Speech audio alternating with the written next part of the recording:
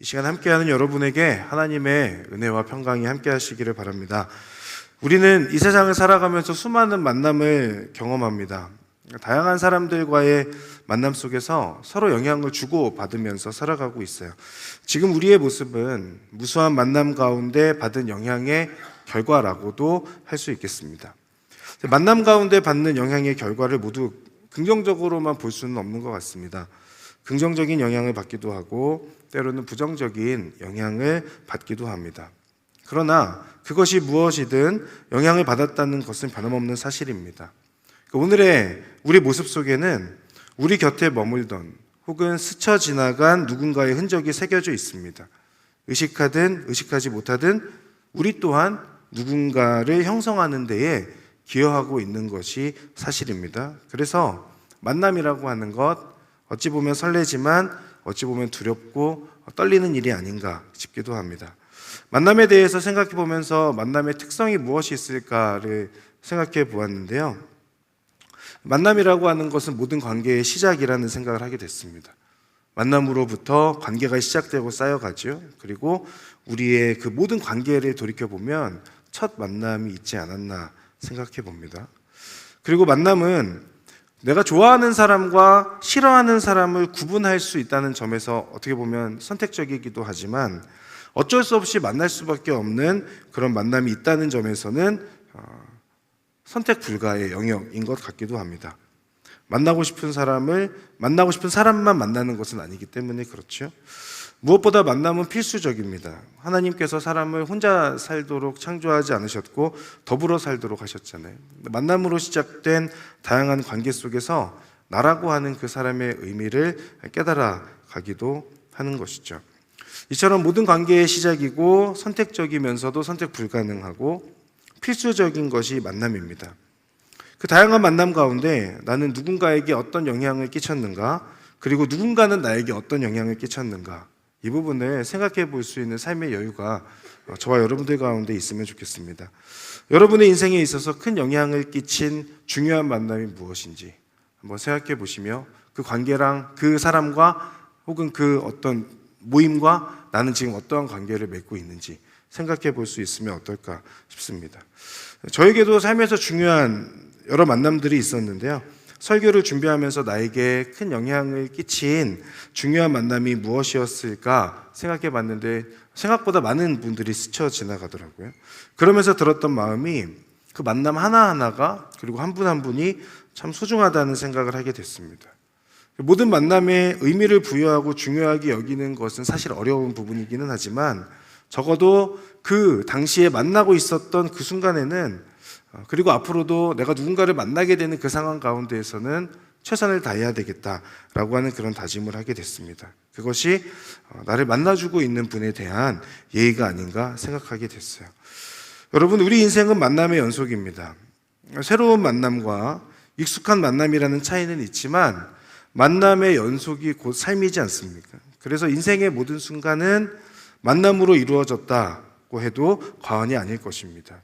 그러니 모든 만남을 소중하게 여길 수 있는 그런 저와 여러분들이 되기를 바랍니다. 만남의 순간에 최선을 다하고 그리고 나를 받아주고 이해해주는 그 사람들에게 감사하며 그 사람들을 소중히 여길 수 있는 우리들이 되어야겠습니다. 성경을 보면 성경 또한 만남의 이야기라고 할 수 있습니다. 하나님과 아담의 만남으로 성경이 시작되죠. 그리고 아담과 하와의 만남으로 이어지고 아담과 하와가 뱀의 만남으로 타락이 찾아옵니다.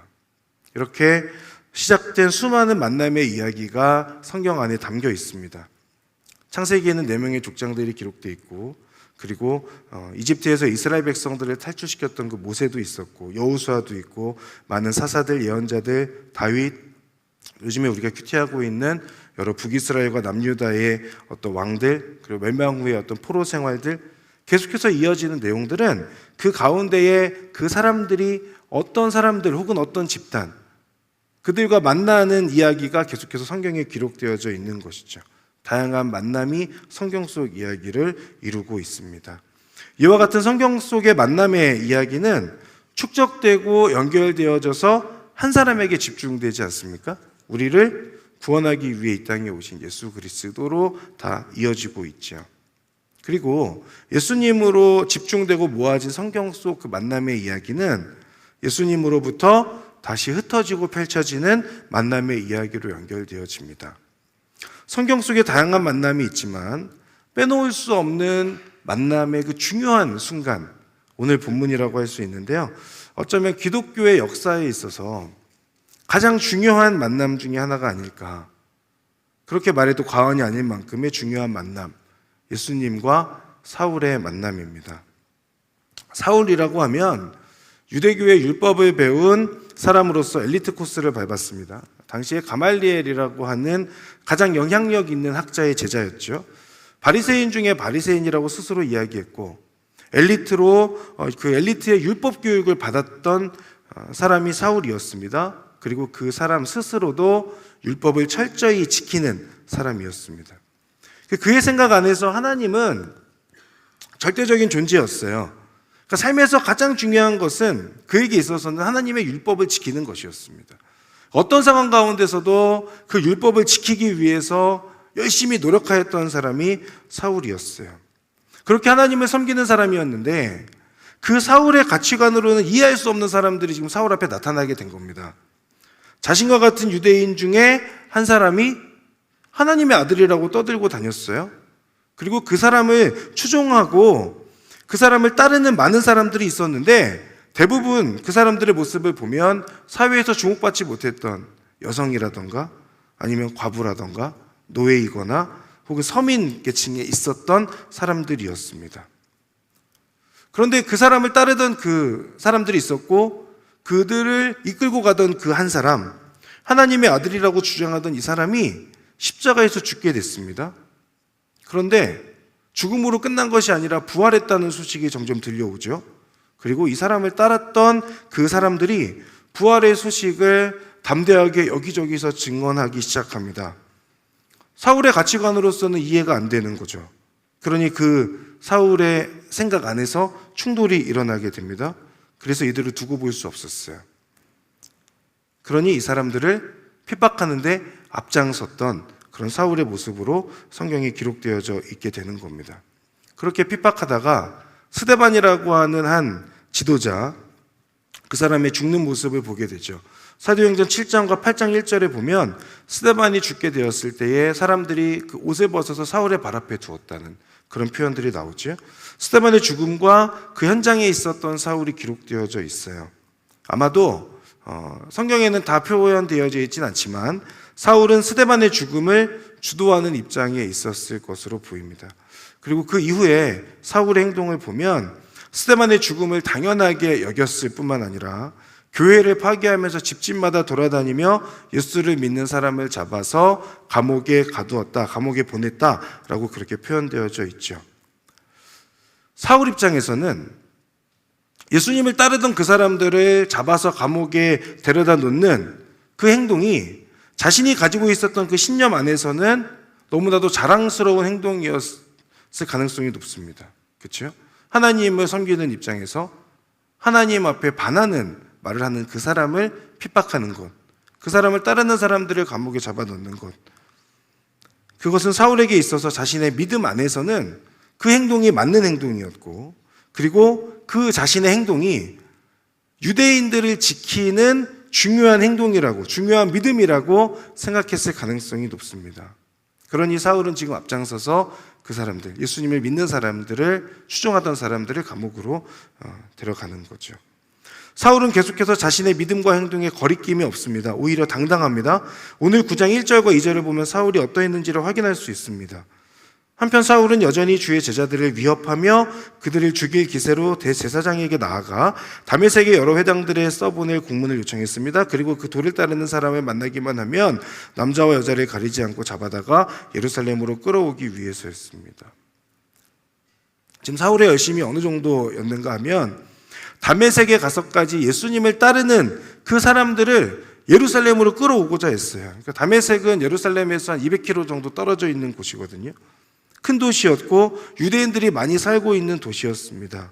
그러다 보니까 그곳에 예수님을 따르던 사람들도 그 다메섹이라고 하는 곳에 많이 이주해서 살았다고 합니다. 특히 다메섹에는 유대인들이 만나는 공간, 회당이라고 하는 곳이 많았어요. 그래서 이 사람들이, 유대인들이 그 회당에서 모여서 하나님을 예배하기도 하고, 그리고 그렇게 지냈던 것이죠.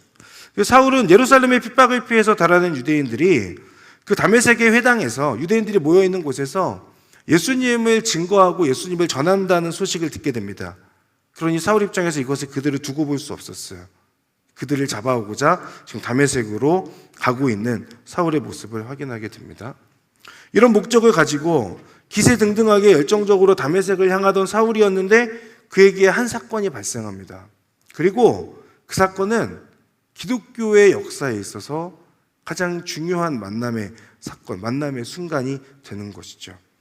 오늘 본문이 사도행전 9장 1절에서부터 19절까지의 내용을 보면 세 번의 중요한 만남이 등장하고 있어요. 이 내용을 통해서 오늘 여러분과 함께 묵상한 내용을 나누도록 하겠습니다. 먼저 볼 것은 사울을 찾아오시는 예수님에 관한 내용이에요. 예수님과 사울의 만남의 부분입니다. 말씀드린 것처럼 사울은 확신을 가지고 다메섹으로 가고 있어요. 이것이 사울에게 있어서는 중요한 하나님의 일이라고 생각했을 겁니다.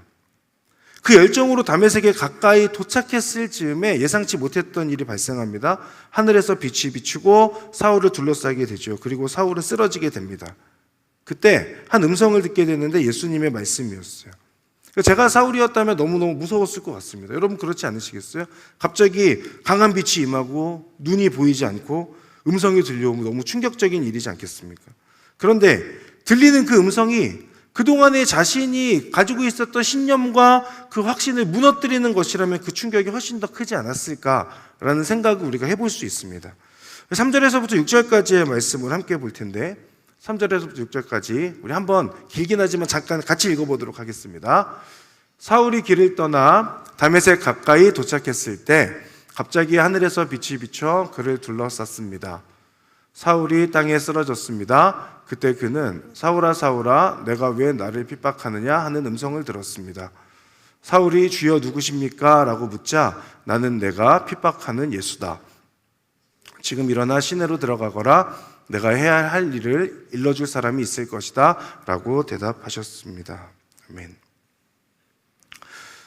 사울은 예수님이 죽었다고 알고 있는 사람이에요. 그죠? 부활한 것을 알고는 있었지만 실제적으로 믿지 않았기 때문에 예수라고 하는 그 존재는 죽었다라고 그렇게 생각하고 있었을 겁니다. 사울은 구약을 공부했고 율법을 잘 알고 있었기 때문에 메시아의 존재를 알고 있었습니다. 그러나 그 메시아가 예수님은 아니었어요. 사울에게 있어서. 그런데도 예수님이 메시아라고 하는 사람들이 있으니까 그 사람들을 핍박했던 것 아닙니까? 그래서 다메섹에까지 가서 그 사람들을 잡아 예루살렘으로 데려와서 감옥에 넣으려고 했던 것 아닙니까? 그런데 오늘 이 본문은 그런 사울이 가지고 있었던 신념과 그 신념에서 나온 계획이 무너지는 장면입니다. 이것은 사울에서 시작된 것이 아니고 사실은 주님께서 사울에게 무작정 찾아오시는 것으로 시작이 되거든요. 사울의 계획 가운데 예수님과의 만남이란 없었죠. 사실 하나님의 계획은 예루살렘으로 시작된 그 복음이 곳곳으로 흩어지는 것이었습니다. 반대로 사울의 계획은 뭐였어요? 흩어진 사람들을 예루살렘으로 다시 데려오는 것이 사울의 계획이었습니다. 하나님의 계획에 대치되는 사울의 계획. 그러나 이 가운데 하나님께서 하나님의 계획하신 대로 진행해 가는 것이죠. 사울은 큰 충격을 받습니다. 갑자기 자신에게 들려온 그 음성. 나는 내가 핍박하는 예수다라고 하신 그 말씀. 예수님께서 살아계실 때 사울이 예수님의 음성을 직접 들었는지까지는 모르겠지만 저는 이 음성 앞에서 사울이 예수님의 음성을 들었을 거라고 스스로가 이것은 예수님의 음성이구나 라고 생각했을 거라고 확신합니다. 그 증거가 9절에 나오는데요. 사울은 3일 동안 앞을 보지 못한 채 먹지도 마시지도 않았습니다 라고 되어 있죠. 먹을 수 없고 마실 수 없어서 먹고 마시지 않은 것이 아닙니다. 앞을 보지 못한 것은 사울의 의지가 아니었지만 먹지도 마시지도 않았던 것은 사울의 의지였잖아요. 그 시간 동안에 사울은 충격 가운데에서 그동안에 자신이 믿고 나아왔던 그 신념의 깨어짐을 경험하는 겁니다. 자아의 깨어짐을 경험하는 거죠. 자신의 삶에 예고도 없이 갑작스럽게 치고 들어오신 예수님으로 인하여서 그동안의 자신의 삶을 되돌아보게 됩니다. 지난 나의 삶이 맞는가? 내가 믿으며 평생 살아왔던 그 신념이 옳은 것인가? 예수님을 믿는 사람들을 핍박했던 나의 그 행동은 과연 옳은 것인가? 라고 하는 것에 대한 생각들. 사울은 앞을 보지 못하는 3일 동안에 자신의 삶을 돌아보는 시간을 가졌던 겁니다. 준비 없이 소낙비를 맞게 된 것 같은 그런 갑작스러운 사건이었지만 사울 인생에 있어서 터닝포인트가 되는 그 사건. 그동안의 삶이 부정되는 힘든 시간이었지만 그러나 사울의 인생에 있어서 그 어느 것보다도 가장 큰 축복의 시간이기도 했다라는 것이죠. 부활하신 예수님을 알게 되고 예수님을 믿음으로 인해서 새 생명을 얻게 되고 예수님을 핍박하던 그 사울이 이 시간 이후로서는 예수님을 전하는, 예수님을 증거하는 증인이 되는 것입니다. 그리고 이제 사울에게 있어서는 예수님이 전부인 그런 삶을 살게 되는 것이죠. 갑작스럽게 찾아온 사울을 찾아오신 그 예수님. 그러나 그 찾아오신 예수님이 은혜의 소나기와 같은 존재였다는 것을 사울은 나중에 알게 됩니다. 사랑하는 여러분, 여러분에게도 은혜의 소낙비가 있기를 바랍니다. 예수님을 몰랐던 지난 시간들이 사라지고 예수님이 전부인 삶을 사울처럼 살게 되기를 바라요. 예수님을 믿는다 고백하며 살았지만 예수님이 전부가 아니었던 분이 이 자리 가운데 계신다면 이제는 예수님이 없으면 살 수 없다는 그 믿음의 고백으로 살아가는 그런 우리들의 인생이 될 수 있기를 바랍니다. 예수님을 만난 사울은 금식하며 기도하고 고민하는 시간을 갖습니다.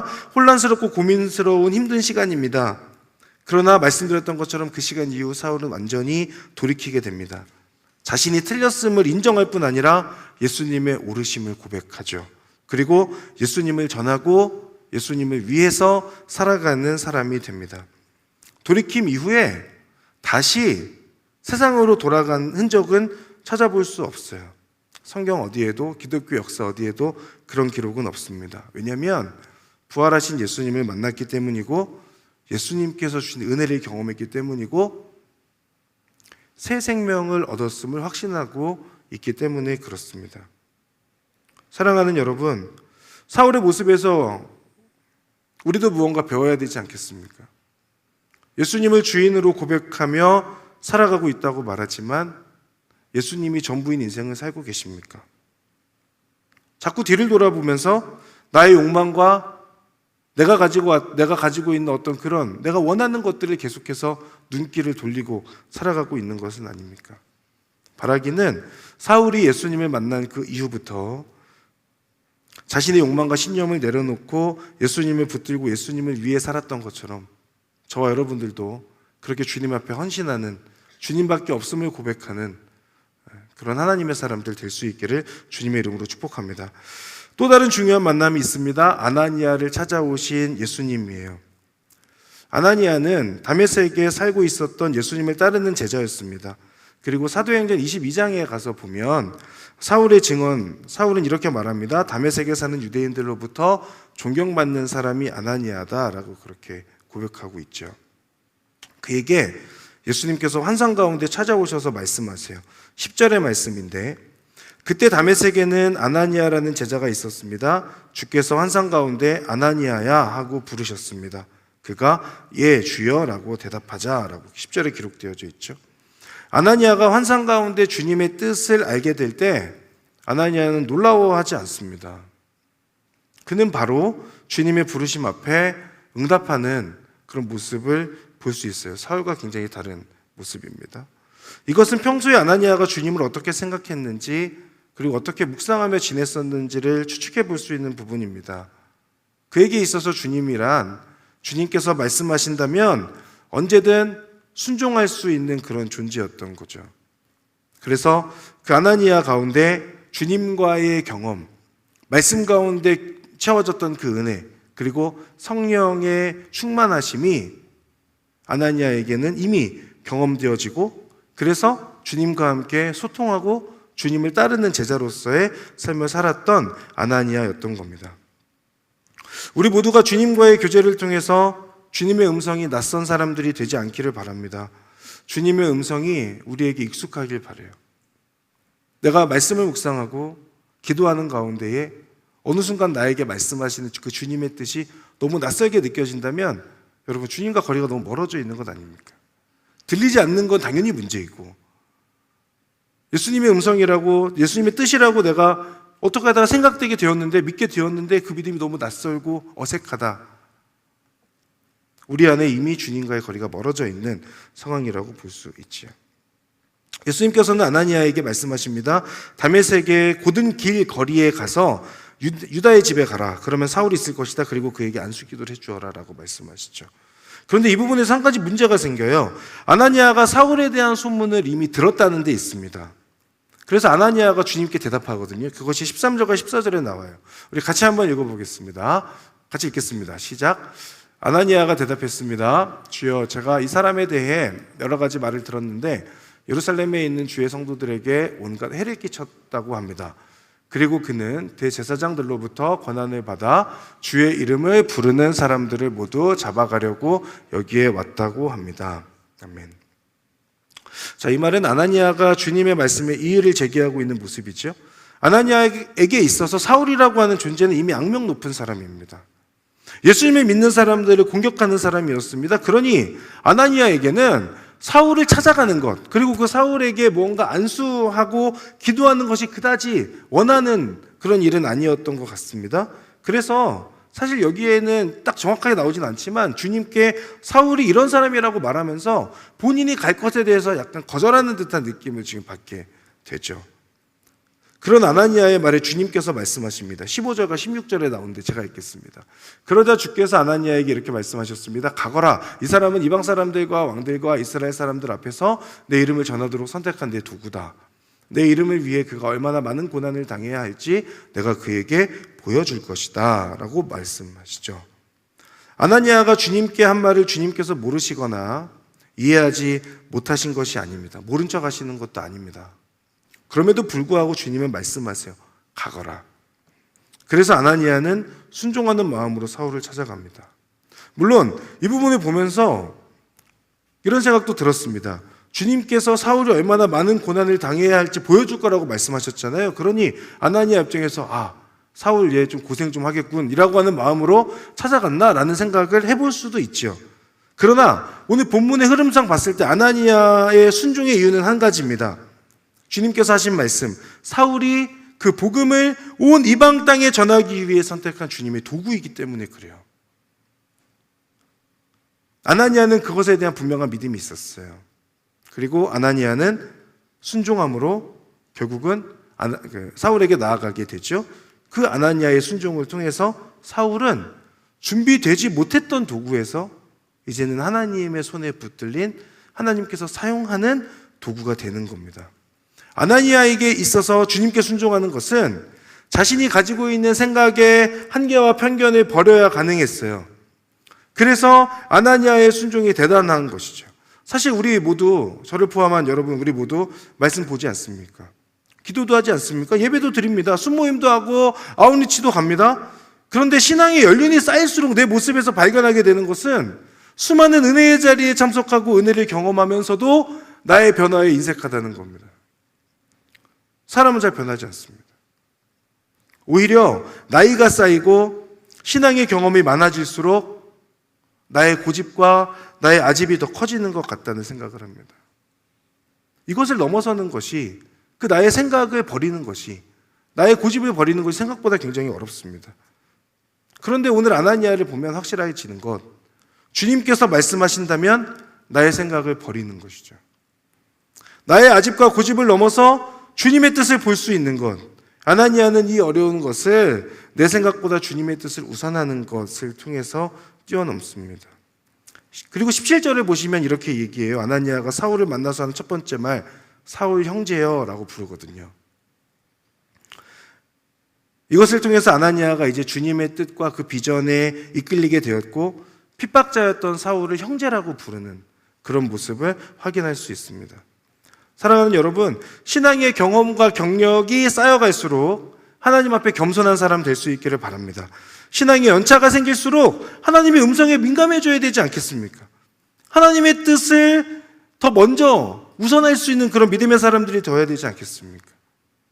50대, 60대, 70대 더 나이가 들게 되었을 때에 하나님의 뜻에 둔해지는 사무엘상에 나오는 엘리선 지사처럼 되는 것이 아니라 나이가 들어도 하나님 앞에 믿음을 당당하게 고백할 수 있는 갈렙과 같은 그런 하나님의 사람들이 이 자리에 있는 여러분 모두 되실 수 있기를 주님의 이름으로 축복합니다. 마지막 만남은 사울과 아나니아의 만남이에요. 사울에게도 아나니아에게도 예상하고 계획됐던 일은 아니었습니다. 그러나 주님의 주도하에 둘의 만남이 이루어지죠. 17절부터 19절까지 나오는 내용입니다.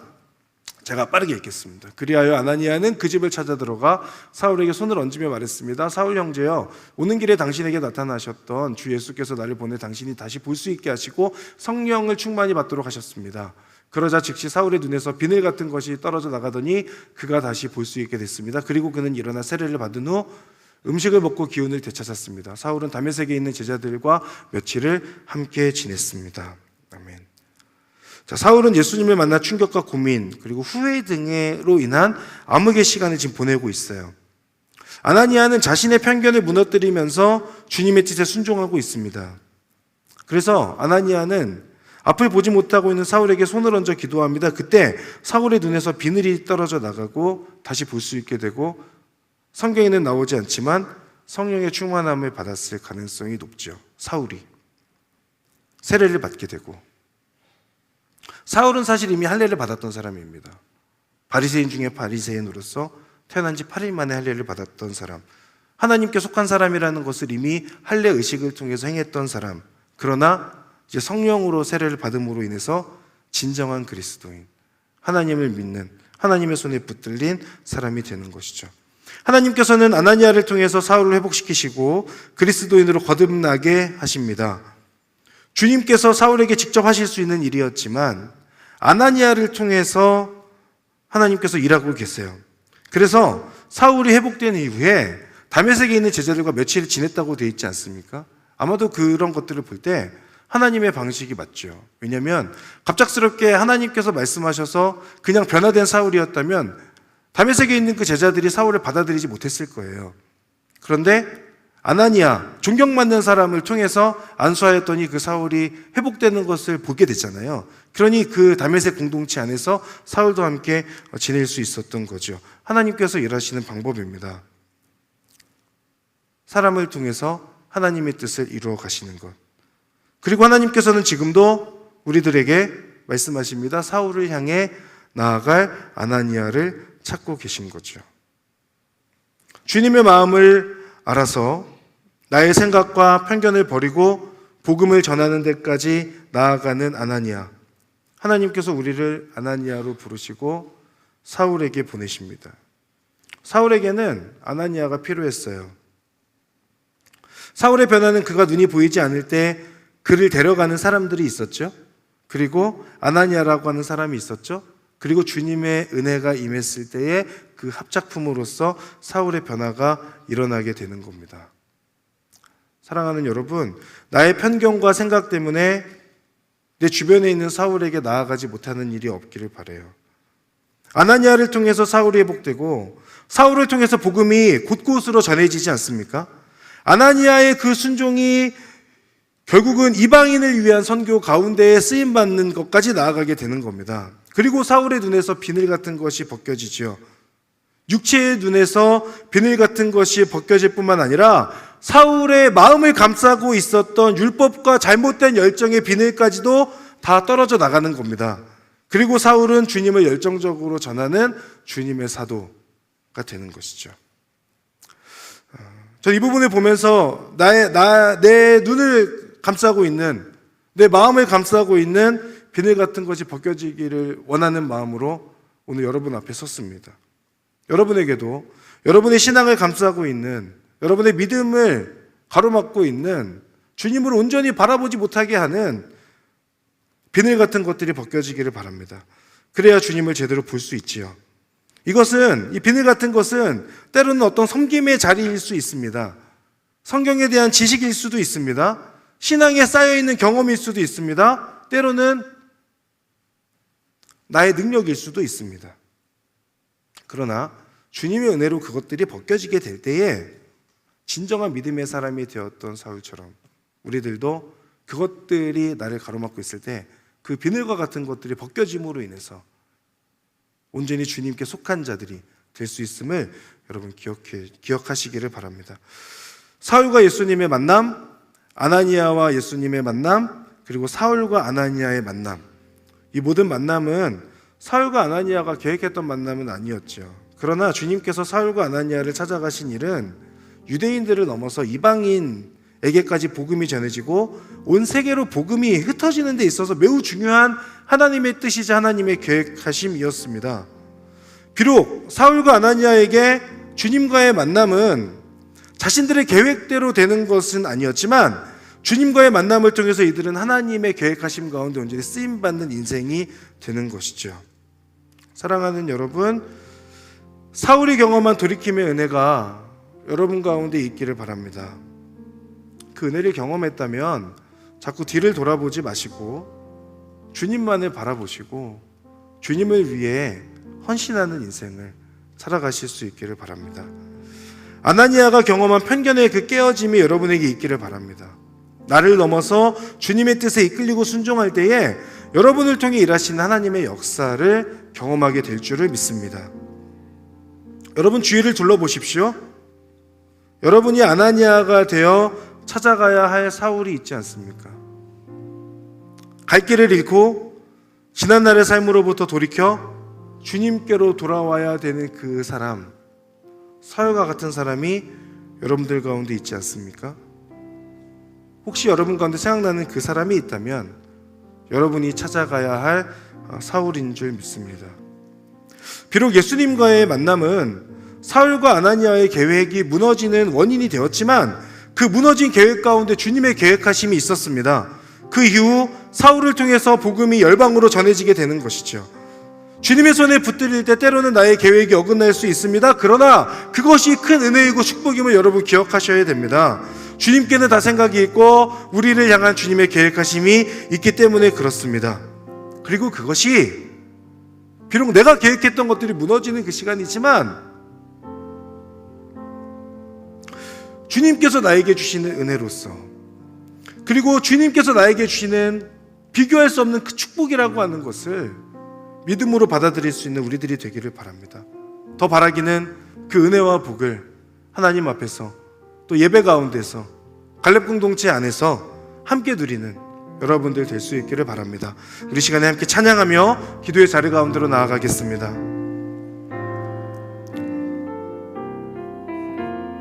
날 위해 십자가에서, 날 위해 십자가에서 깨뜨리신 사랑, 오늘도 그 사랑 안에 나 거합니다. 주님의 생명 내 안에 있고 주님의 사랑 날 강권하니 나 오늘도 주께 내 삶을 깨뜨립니다. 날 위해 십자가에서, 날 위해 십자가에서 깨뜨리신 사랑, 오늘도 그 사랑 안에 나 거합니다. 주님의 생명 내 안에 있고 주님의 사랑 날 강권하니 나 오늘도 주께 내 삶을 깨뜨립니다. 오 주여 내 삶을, 오 주여 내 삶을 깨뜨립니다. 주 머리 위에 붓습니다. 내 모든 삶과 생명을 주님 얻으소서. 오 주여 내 삶을 깨뜨립니다. 주 머리 위에 붓습니다. 주님께라면 아깝지 한 번 더 찬양합니다. 오 주여 내 삶을 깨뜨립니다. 오 주여 내 삶을 깨뜨립니다. 주 머리 위에 붓습니다. 내 모든 삶과 생명을 주님 얻으소서. 오 주여 내 삶을 깨뜨립니다. 주 머리 위에 묻습니다. 주님께라면 아깝지 않. 내 눈을 열어주소서. 내 눈을 열어주소서. 주의 참됨같이 보도록 내 안에 계신 주님과 할 것은 없음. 내 손에 남은 것 없이, 내 손에 남은 것 없이 아낌없이 다 드립니다. 주님 한 분만을 위하여 아무도 남김없이 존귀와 영광을 받으소서. 존귀와 영광을 받으소서. 하나님 어린 양 예수 능력과 부와 지혜와 힘을 받으소서. 존귀와 영광을 받으소서. 하나님 어린 양 예수 나라와 권세 영광 모두 주님께. 이 시간에 함께 하나님 앞에 기도하며 나아갈 때에 하나님 다메섹으로 향해 가던 그 사울에게 강권적으로 갑작스럽게 찾아오셨던 그 주님, 오늘 이 시간 저에게도 찾아와 주시옵소서. 하나님, 주님께서 나를 찾아와 주신다면 하나님 앞에 나의 그 모든 것들을 내려놓고 하나님 앞에 믿음으로 고백하겠습니다. 그 믿음의 결단을 통하여서 하나님 다시는 돌이키지 않는 하나님만을 붙들고 살아가는 믿음의 사람으로 살아가겠습니다. 우리 시간 그 하나님의 은혜를 구하고 하나님 앞에 결단을 하나님 앞에 올려드리며 이 시간 주여 한번 부르며 하나님 앞에 함께 기도하며 나가겠습니다. 주여! 사랑하는 하나님, 이 자리 가운데 나아가는 모든 심령들마다 하나님의 강권적인 은혜와 하나님의 그 역사를 보게 하여 주시옵소서. 하나님의 그 일하심을 온전히 보게 하여 주시옵소서. 하나님의 역사하심 가운데 하나님을 붙들고 살아가는 믿음의 사람을 보게 하여 주십시오.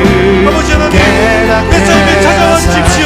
내 삶에 역사하여 주십시오. 하나님 강권적으로 임하시고 역사하시고 찾아오셨던 주님, 다시 한번 주님을 붙들고 주님의 바라보는 믿음의 사람이 되게 하여 주십시오. 하나님, 오늘 이 시간 하나님 앞에 기도하는 그 모든 심령들 가운데 찾아가셔서 놀라운 하나님의 은혜를 말씀하여 주시고 주님께서 한번 아버지 하나님 임재하여 주시고 아버지 말씀하여 주시길 통하여 하나님 앞에 그 믿음의 고백을 올려드릴 수 있는 하나님의 사람들이 될 수 있도록 주여 인도하여 주시고 함께하여 주시옵소서. 하나님 아버지, 하나님께서 나에게 말씀하여 주신다면 다시는 돌이키지 않고 하나님만을 붙들고 하나님만을 바라보는 믿음으로 살아가겠습니다. 아버지 하나님, 그 믿음으로 간단하면 놀라운 하나님의 역사와 하나님의 일하심을 보게 될 줄을 믿습니다. 하나님 이끌어주시고 함께하여 주시옵소서. 아버지 하나님, 온전히 주님을 붙들고 살아가는 믿음의 사람이 될 수 있도록 주여 인도하시고 함께하여 주옵소서. 하나님 바라보는 믿음으로 나아가게 하여 주시옵소서. 이 시간에 한 번 더 하나님 앞에 기도하며 나아갈 때에 하나님, 아나니아가 경험한 그 자신의 편견과 그 자신의 그 고집에 깨어짐이 저에게 있게 하여 주시옵소서. 하나님, 하나님을 믿고 신앙생활을 시작하고 예배의 자리 가운데 있고 섬김의 자리에 있으면 있을수록 내 안에 계속해서 내가 믿는 그 하나님을 제한하고, 내가 믿는 하나님으로 그 하나님을 제한하고, 내 안에 계속해서 편견이 쌓여가고 때로는 그것이 영적인 교만함이 되어져 가고, 그로 인하여서 하나님의 뜻이 들리지 아니하고 하나님의 뜻에 온전히 순종하지 못하는 그런 저의 모습이 있습니다. 하나님, 이 시간 기도합니다. 하나님께서 아나니아를 통하여서 사울에게 안수하셨을 때 사울의 그 눈에 비늘과 같은 것들이 떨어져 나갔던 것처럼 하나님, 오늘 이 시간 저에게 있는 그 영적인 비늘도 온전히 떨어져 나가는 은혜를 허락하여 주시옵소서. 하나님, 아나니아처럼 편견이 사라지고 하나님의 뜻을 지우선하여 하나님의 뜻에 온전히 붙들린 인생으로 살아가기를 원하오니 하나님, 저의 간구함 가운데 응답하여 주시고 믿음의 확신으로 찾아와 주시옵소서. 우리 한 번 더 주여 한번 부르며 하나님 앞에 함께 기도하며 나가겠습니다. 주여, 사랑하는 하나님, 하나님의 은혜를 구하며 나아갑니다. 아버지 하나님께서 아버지 하나님을 통하여서 역사하실 때에 사울의 눈에서 비늘과 같은 것이 떨어져 나갔던 것처럼 아버지 내 안에 신앙의 아집과 고집과 편견이 떨어져 나가기를 원합니다. 아버지 신앙생활을 하갈수록 내 안에 쌓여가는 영적인 교만함도 있고 아버지 내가 가지고 있는 그 지식으로 인하여서 하나님의 뜻을 아버지 가볍게 여기는 그런 모습들이 있습니다. 도와주십시오. 하나님 말씀하여 주십시오. 하나님의 크심과 은혜 앞에 믿음으로 나아갈 수 있도록 주여 인도하시고 함께하여 주시옵소서. 하나님의 뜻을 살아가는 믿음의 사람들의 눈을 소망합니다. 주여 인도하시고 함께하여 주시옵소서. 하나님의 은혜를 붙들고 나아가는 믿음의 사람들에게 아버지 하나님의 그 놀라운 은혜와 역사가 나타나게 하여 주십시오. 사울의 눈에서 비늘과 같은 것이 떨어져 나갔던 것처럼 하나님의 편견과 고집이 깨어졌던 것처럼 이 시간 기도할 때 우리 안에 있는 영적인 비늘이 떨어져 나가기를 소망하고 내 안에 있는 그 고집과 아집들이 떨어져 나가기를 소망합니다. 주님의 손에 손을 받으여 주님의 뜻을 채우선하는 하나님의 사람들이 될 수 있도록 인도하시고 함께하여 주시옵소서. 하나님의 은혜를 인도하여 주시고 역사하여 주시옵소서. 우리 시간 마지막으로 한 번 더 하나님 앞에 기도할 때에 하나님께서 우리를 아나니아로 부르십니다.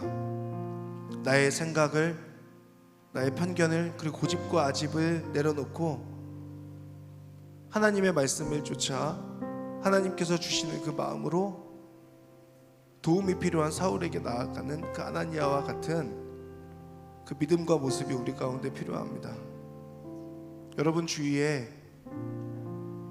공허함 가운데 있고 하나님을 모른 채 살아가고 있고 자신의 그 삶의 터널에 갇혀서 빛이신 주님을 온전히 경험하지 못하고 보지 못하는 사울과 같은 사람들이 있습니다. 오늘 주님은 말씀을 통하여서 그 사울에게 나아가라 라고 말씀하고 계세요. 여러분 이 시간 함께 기도하지 않겠습니까? 하나님, 저에게 도움이 필요하고 영적으로 깨어짐이 필요하고 성령의 역사와 은혜가 필요한 그 사울과 같은 사람을 보여주십시오. 그리고 하나님, 그에게 나아가기 위하여서 내가 가지고 있는 생각과 그 편견들을 내려놓고 하나님의 마음으로 그에게 다가가고 용기 내어서 나아갈 수 있도록 하나님 저를 붙잡아 주시고 함께하여 주시옵소서. 저를 통하여서 하나님 사울과 같은 자를 회복시켜 주시옵소서. 하나님 저를 아나니아로 불러주시오니 하나님 제가 그 앞에 순종함으로 사울을 향하여 담대하게 나아가는 그리스도의 증인 되게 하여 주시옵소서. 한 번 더 주여 한번 부르며 마지막으로 이렇게 기도하며 나아갑니다. 주여,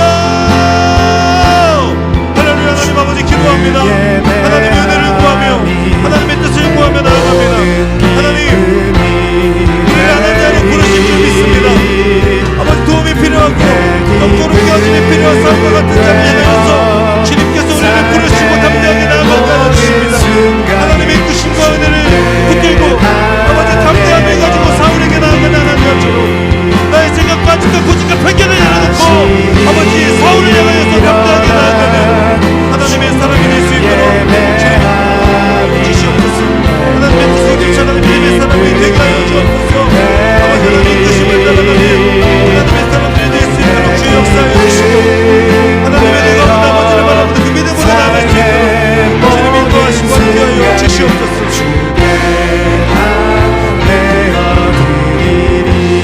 사랑하는 하나님, 사울이 경험한 그 은혜가 우리 가운데도 경험되어지기를 원합니다. 강권적으로 찾아오시는 그 하나님의 은혜 앞에 하나님 우리가 믿음으로 반응할 수 있기를 바라고 그 가운데 온전히 돌이킴으로 인하여 다시는 뒤를 돌아보지 아니하고 하나님 안에 붙들고 살아가는 믿음의 사람들 될 수 있도록 역사하여 주시옵소서. 하나님 아버지, 신앙생활을 하면 할수록 내 안에 자꾸만 생겨나는 오만함과 편견과 고집과 아집들을 내려놓게 하여 주시고 온전히 하나님의 뜻을 최우선하는 그 하나님의 뜻에 순종하며 나아가는 믿음의 사람들이 될 수 있도록 인도하여 주시옵소서. 하나님, 나를 보내시는 그 자리 가운데 서울과 같은 자리를 찾아가서 하나님께로 인도하는 믿음의 사람, 그 가운데 용기 내어 담대하게 복음을 증거하며 나아가는 우리 한 분 한 분 될 수 있도록 인도하시고 은혜 베풀어 주시옵소서. 그렇게 행하신 하나님의 이름을 찬양합니다. 감사드리며 예수님의 이름으로 기도합니다. 아멘.